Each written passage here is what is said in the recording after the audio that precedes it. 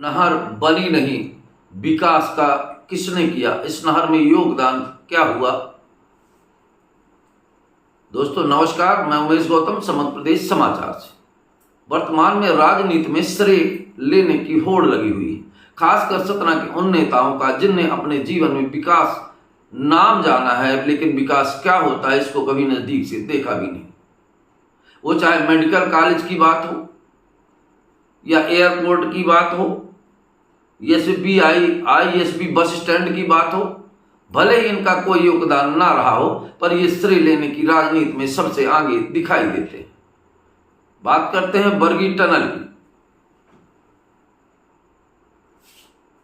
ऐसा लगता है कि नेता को डर है कि किसी दूसरा नेता श्रेय ना ले ले, और इन नेताओं ने कभी कोई काम नहीं किया, ना ही इस टनल में इनका कोई योगदान है।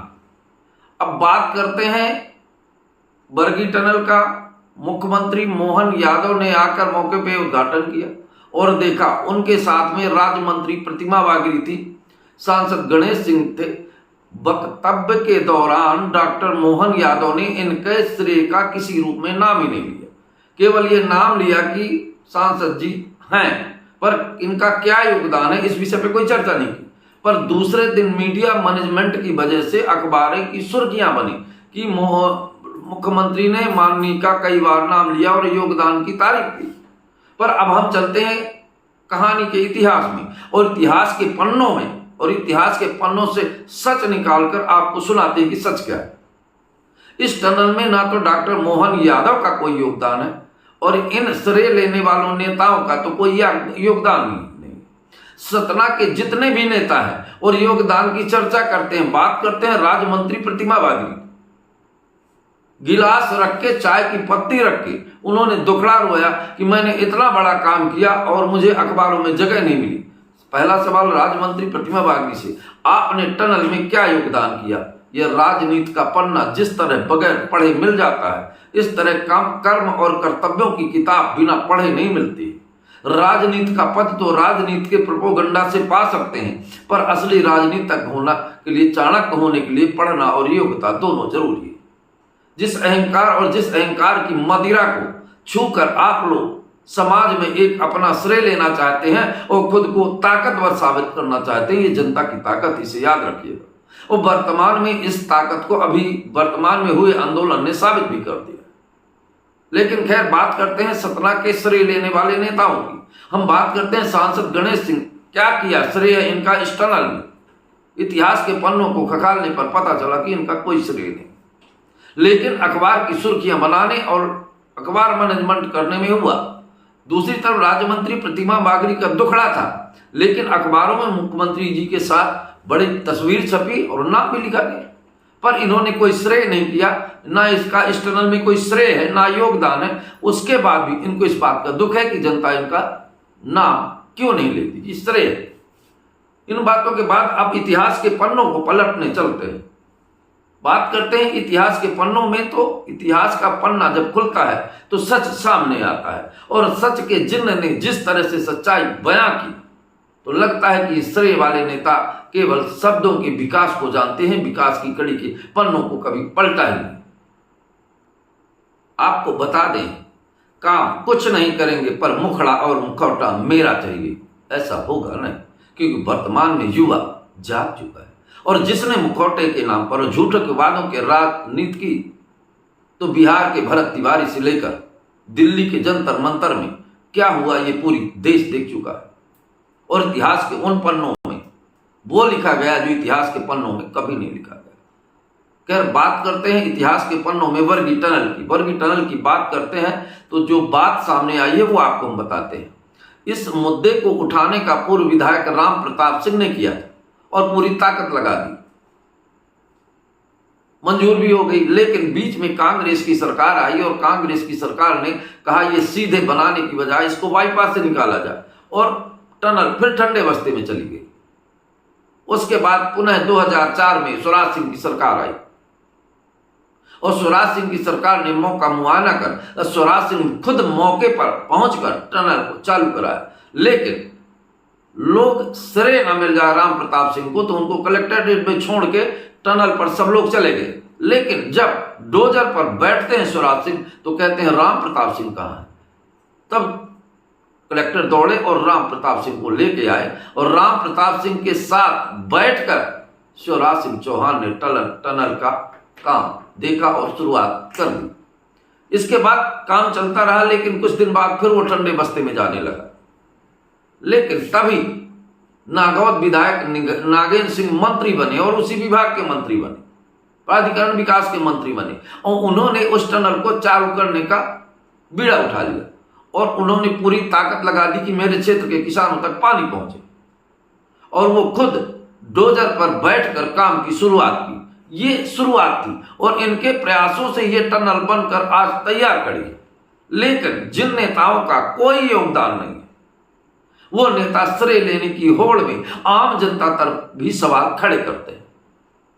वहीं अखबार की सुर्खियां बनी माननीय नेताजी का कि मुख्यमंत्री ने इनकी सराहना की और योगदान को। सवाल मेरा उन माननीय नेताजी से भी, आपका इस टनल में क्या योगदान है और किस पन्नों में सुरक्षित है आपके योगदान की कहानी। और सवाल राज्य मंत्री प्रतिमा बागदी से कि क्यों अखबार में आपको नाम दिया जाए, आपने इस टनल के लिए क्या किया है। बात तो यहां तक कि राजनीति की कहानियां बड़ी उल्टी तीखी होती हैं। समय के साथ साथ राजनीति की चाल, चरित्र और मुखौटे भी बदलते हैं। इसलिए नेताओं को झूठे प्रोपेगेंडा और श्रेय की राजनीति से बचना चाहिए। समय बदल गया है। आजकल का युवा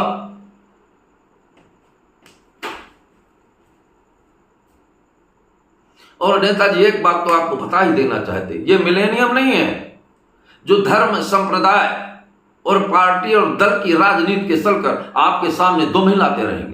संस्कारों और पाप की और कर्मों की बात को लेकर जीवन जीते रहेंगे।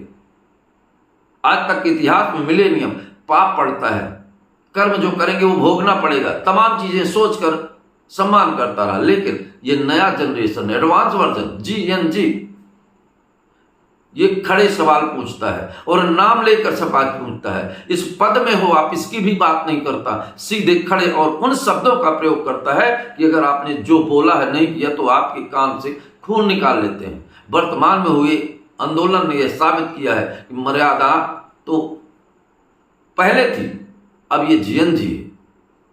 और आप क्या श्रेय लेंगे।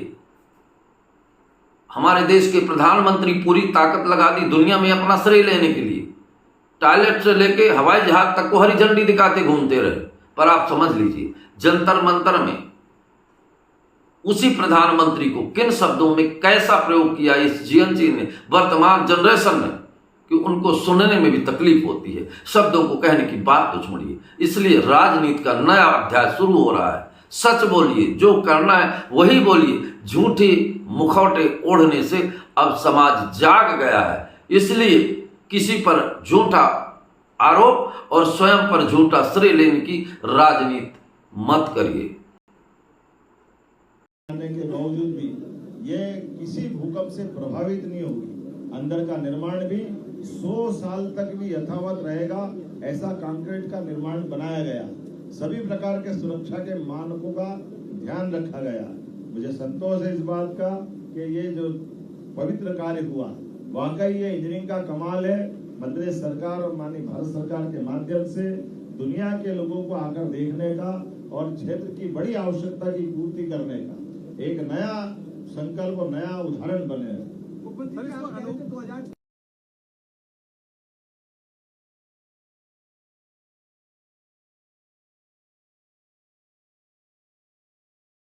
कहा कि हमारी सरकार के बनने के बाद हमने ऐसे सारे संभव चुनौती के काम लिए। जैसे उदाहरण के लिए 2008 में कोई टेंडर अगर काम का किया गया तो 2008 के आधार पर उसके एक समय सीमा होती है, उसकी टेक्नोलॉजी की, मशीनों की अपनी कठिनाई होती है। ऐसे में कई प्रकार के ऑडिट रिपोर्ट और 50 तरह की बातें आती। तो हमने कैबिनेट में ले जाकर इस बात को रखा कि अगर हमको इस चुनौती को पार पाना है, अगर या तो इस प्रोजेक्ट को ड्रॉप कर दें तो जो लगाया गया वो पैसा भी बेकार होगा और ये क्षेत्र बड़े पैमाने पे एक सौगात से वंचित होगा। ऐसे में सरकार जब जनता की जन कल्याणकारी योजनाओं की तरफ बढ़ती है तो कैबिनेट होती इसीलिए कि जो सभी प्रकार की व्यवस्थाओं पे समग्र आकलन करते हुए नीतिगत निर्णय ले। इसलिए नीतिगत निर्णय के बाद एजुकेशन डिपार्टमेंट से कहा गया कि आप इस काम में आगे बढ़ो आज नहीं तो कल सफलता मिलेगी। एक बार नहीं, 2 बार नहीं, 8-8 बार हमको टाइम पीरियड बढ़ाना पड़ा, क्योंकि बार बार मशीन खराब होती और मशीन की टेक्नोलॉजी, चुनौतियां, ये सब अलग प्रकार की थी। लेकिन जैसे चंद्रयान, गगनयान के लिए लगातार प्रयास करना पड़ा तो अंततः विजयश्री हासिल होती। ऐसे ही ये अंडरग्राउंड इतनी बड़ी टनल 12 किलोमीटर की, लेकिन किलोमीटर 12 ये लंबी अपनी है, भारत की सबसे लंबी टनल है, लेकिन उससे ज्यादा ये इतनी ज्यादा चुनौती वाली टनल मुझे नहीं लगता कि किसी देश के हिस्से में इतनी चुनौतियां होगी। लोग समुद्र में भी सुरंग बना देंगे, किसी और जगह पे चले जाए, लेकिन एक चट्टान के इतने प्रकार के रूप, ये वाकई ये पूरा क्षेत्र अपने आप में एक अलग प्रकार से पहचाना गया, जिसके कारण से भविष्य में हमारी माइनिंग के क्षेत्र में भी, भूगर्भीय रचनाओं को समझने के लिए भी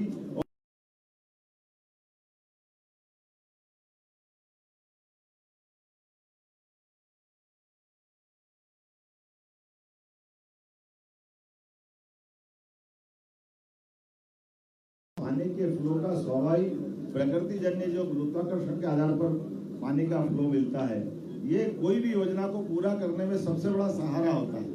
आमतौर पर कृत्रिमता से जब हम पानी सप्लाई करते हैं, बिजली का खर्च होता है, तमाम चुनौतियां आती है, लेकिन ग्रेविटी से पानी का फ्लो हमेशा फायदे में रहता है और ये ग्रेविटी से लाने का उत्कृष्ट उदाहरण है। इसलिए कई जगह 20 मीटर, कई जगह 40 मीटर तक नीचे गए। 40 मीटर मतलब 4×3=12, कितना 120 फीट से ज्यादा नीचे जाना और उसके बाद उस पानी के फ्लो को बनाए रखना और 120 फीट नीचे जाकर नहर बनाना, इसका मतलब नहर बनाने के लिए और कितना काम करना पड़ा होगा। तो चुनौतियां तो अपार थी, लेकिन हनुमान जी ने यही चित्रकूट पे भगवान राम के साथ जिस प्रकार से वनवास के काल में असंभव से असंभव काम को करने का इतिहास बनाया, मध्य प्रदेश के साथ जुड़ करके भगवान राम का ये अंचल उनके आशीर्वाद से अब हरा भरा होने वाला है। जब अयोध्या में भगवान राम का आशीर्वाद मिल रहा है, हमारे लिए बाबा महाकाल का आशीर्वाद उज्जैन में प्रारंभ हुआ, तो सनातन संस्कृति से सरसब्ज नए त्योहारों का समय आ रहा है। इस वर्ष का दशहरा, इस वर्ष की दीपावली, रक्षाबंधन बहनों के जीवन में भी आनंद लाएगा और सबको ये नए